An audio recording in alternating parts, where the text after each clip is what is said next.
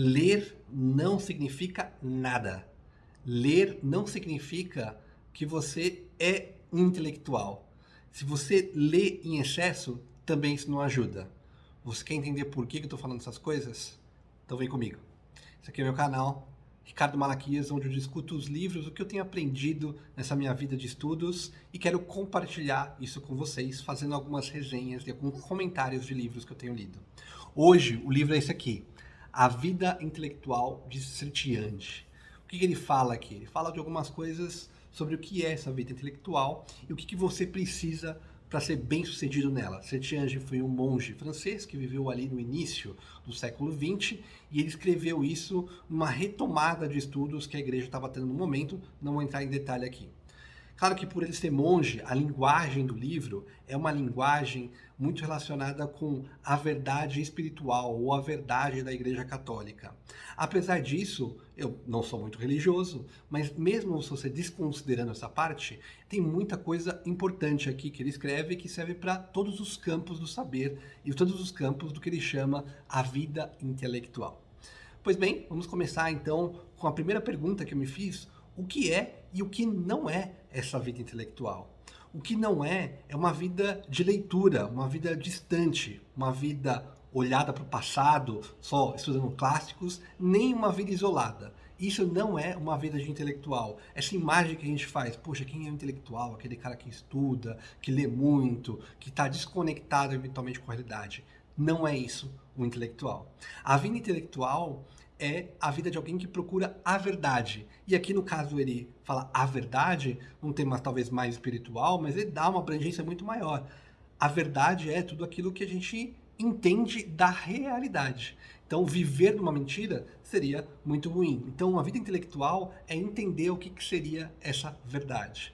E uma coisa que ele já fala que eu fiquei muito alegre quando ele disse isso. Olha, você não precisa dedicar a sua vida inteira para ser uma vida intelectual. Se você tem outros trabalhos, precisa pagar boletos, tem outras responsabilidades e consegue se dedicar a isso 1 ou 2 horas por dia, faça isso. Faça isso, não tem problema. E eu me sinto muito bem com isso, porque obviamente eu tenho outros trabalhos, então quando eu me dedico esse tempo para o estudo, eu falo, poxa, então quer dizer, se eu me dedicar 1 ou 2 horas por dia, eu posso ter essa vida intelectual? Eu acho que ele aqui reforça esse ponto, uma coisa que eu estava descobrindo sozinho, mas que ele reforça aqui e eu fiquei muito feliz de uma outra pessoa, há 100 anos atrás, ter escrito sobre isso e falou, olha, se você tem 2 horas, dedique essas 2 horas, mas dedique para valer, de verdade, com toda a sua intensidade para essa vida intelectual.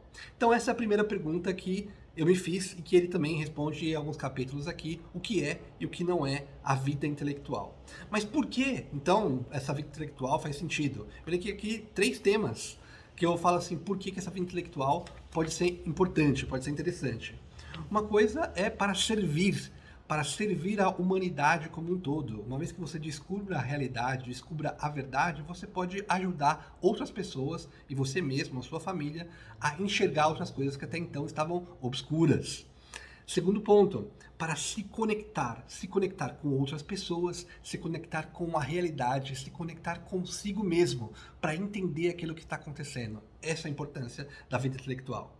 E o terceiro seria o não viver na mentira, que eu já falei antes. Então, se você viver uma vida não refletida, pensando em coisas ou acreditando em coisas que não são verdade, isso seria um desperdício dessa própria vida, seria um desperdício desse dom que você recebeu, que é a sua própria vida, você jogou fora sem pensar. Então, por isso é importante a vida intelectual, esse é o porquê. Mas a partir daí que ele define o que é vida intelectual e por que vida intelectual, e aqui porque é a minha interpretação, ele vai falar sobre vários assuntos. O que precisa para ser um intelectual, como se preparar para ser um intelectual e o que fazer para ser intelectual. A parte mais longa é a primeira, o que precisa, onde ele vai destrinchar várias coisas aqui que hoje a gente vê em muitos livros de autoajuda. No passado não tinha esse nome, mas ele está falando a mesma coisa aqui, tá? Em alguns temas. Ele fala de como ter uma alta produtividade, como adequar a vida intelectual com a vida de saúde do seu próprio corpo, as coisas estão conectadas, isso hoje a gente cansa de ouvir isso. Aí ele fala sobre como ter um bom sono, né? Não adianta você querer estudar a madrugada dentro para ter uma vida intelectual, não. Muitas vezes é de manhã que o seu corpo está mais preparado para essa vida intelectual. Lembro de um livro aqui chamado O Milagre da Manhã e vários outros aí que abordam esse tema de que amanhã você tem mais energia.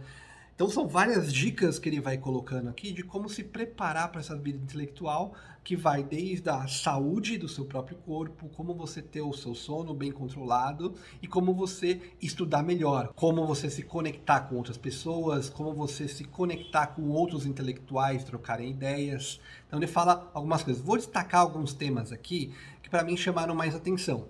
O primeiro deles é a virtude da curiosidade. Para mim essa é a principal razão de por que se dedicar todo esse tempo, essa energia para essa vida intelectual. É a curiosidade, para saber como as coisas funcionam, o que a gente pode aprender com isso, como que a gente pode servir a humanidade uma vez que a gente saiba como as coisas funcionem. Então a curiosidade, para mim, é o principal da vida intelectual. No meu caso, é o meu combustível. Por que eu gosto dessa vida, gosto de estudar? Porque eu sou curioso para entender o que outras pessoas falaram, o que outras pessoas entenderam sobre o que aconteceu e acontecerá no mundo, ou elocubrar sobre os potenciais futuros da humanidade. Então, a curiosidade, para mim, é super importante e foi muito legal ver isso no trabalho dele aqui.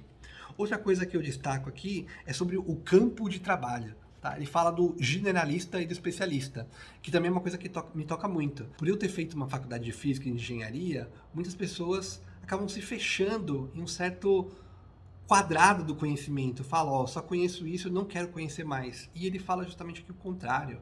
Às vezes, para você até desenvolver o que você quer desenvolver em uma área específica, você precisa ter uma visão mais alargada de tudo aquilo que o homem já estudou. Então, às vezes você está focado em matemática, está focado em física, mas aprender literatura, aprender um pouco de política vai te ajudar a ter insights nessa área de matemática e vice-versa.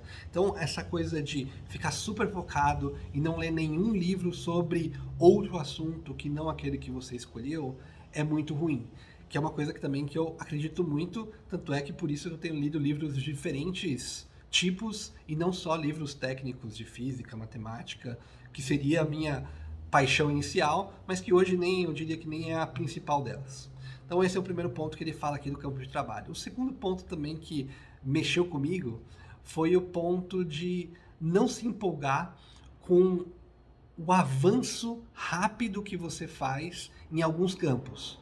Porque se você escolher 10 livros muito bons sobre política, e você lê esses 10 livros, cara, você vai sair como se você descobriu a roda, né? Porque são tantas coisas novas que você nunca tinha estudado. Então, quando você estuda um assunto pela primeira vez, o seu desenvolvimento é muito rápido. E eu sinto isso. Só que ele fala, olha, não se vanglorie dessa pequena vitória que você teve por aprender as coisas rápidas. De fato, mergulhe naquilo que você quer aprender e saiba aquilo que você quis saber. A mesma coisa aconteceu comigo com economia. Quando eu estudei um pouco de economia, eu falei, nossa, agora eu sou já um economista. Ela falou, não, mergulhe e realmente entenda aquilo que você se propôs a entender.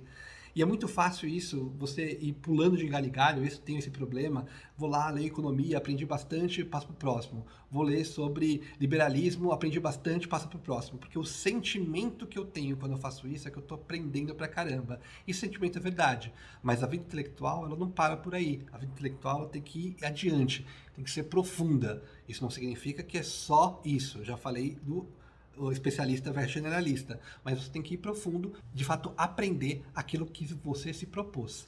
Então essa é uma coisa que ele falou aqui que me tocou bastante. Esse é o primeiro grupo então de coisas que ele discutiu, que é o que você precisa. Depois ele vai discutir o segundo bloco, que é o que fazer.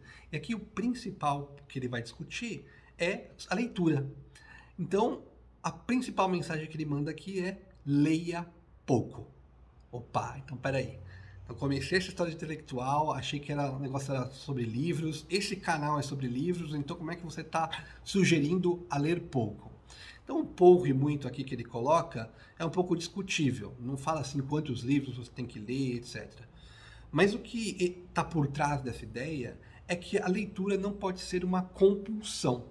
A leitura, seja de jornais, de livros, de artigos, etc., ela não pode ser um vício. Você tem que ler para refletir sobre o mundo. A leitura é uma forma de você aprender o mundo. A leitura te ajuda a pensar. mas a realidade e o pensamento é que são mais importantes. O livro é apenas uma ferramenta. Se você ocupa todo o seu tempo só com leitura, você não vai ter tempo nem para pensar e nem para refletir como você pode, com esse conhecimento, servir à humanidade em geral. Então é isso que ele fala com ler pouco.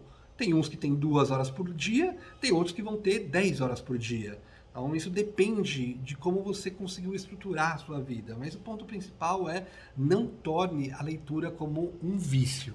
Essa é uma mensagem super importante quando ele fala de como se preparar.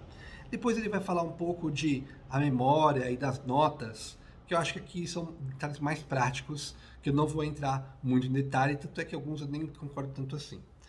Por último, ele fala sobre o que fazer. A vida do intelectual não seria só ler. Precisa escrever sempre, escrever sobre o que entendeu, escrever um resumo de tudo aquilo que está lendo, para fazer questões, o próximo passo e assim poder ajudar ou servir a humanidade de uma forma ou de outra. Então escreva sempre. E a dica que ele dá aqui é ser você mesmo na hora que você escrever. Não tentar copiar estilos de outros. Seja individual, seja simples e seja você mesmo. Essa é a dica que ele dá quando ele fala de escrever. Então, leitura e escrita são pilares importantíssimos para a vida intelectual. Um não vive sem o outro. Mas você não pode nem focar toda a sua energia nem para ler, nem para escrever. É a combinação das duas coisas.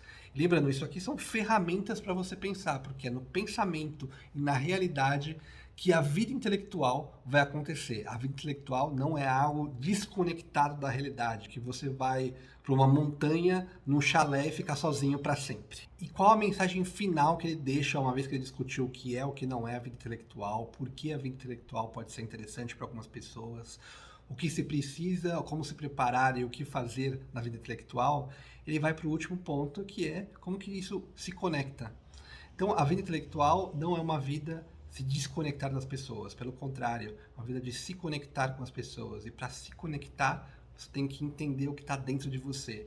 Os livros e a escrita são uma ferramenta para te ajudar a descobrir o que está dentro de você. E tem uma frase aqui que ele termina, que ele fala: estude, reflita e brinque com as crianças. Não se desconecte da realidade das pessoas, da sua família que estão à sua volta.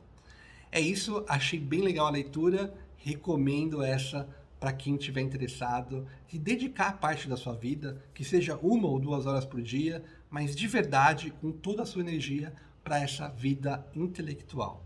Se você gostou, não deixe de escrever no seu comentário, compartilhe, dê o seu like e ajude a propagar a ideia desse canal, a ideia dos livros e a ideia da vida intelectual.